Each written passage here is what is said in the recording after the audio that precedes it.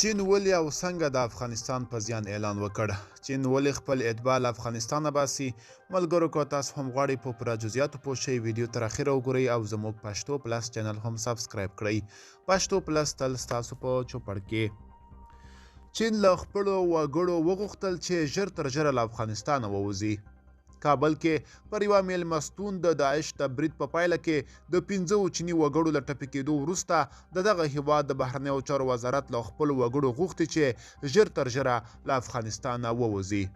د چین د بهرنیو چارو وزارت ویان وانګ وینبین سه شنبې د لیندۍ پر 22مه یوې خبري ناستې کې کابل کې د تېرې ورځې د برید له امله د خپلو 15 وګړو ټپي کېدل تایید کړي دي. رویټرز د وینبین له قوله راپور ورکړی چې چین له طالبانو غوښتي ترڅو کابل کې د تېرې ورځې عاملانو ته د سزا ورکولو او د پراخو څېړونکو ترڅنګ افغانستان کې د فعالو چینایي سازمانونو امنیت تامین کړي. د ویلو ده چې تېره ورځ د 2 ځانمرګو بریدګرو کابل کې د چینایي وګړو پر یوه میلمستون برید وکړ.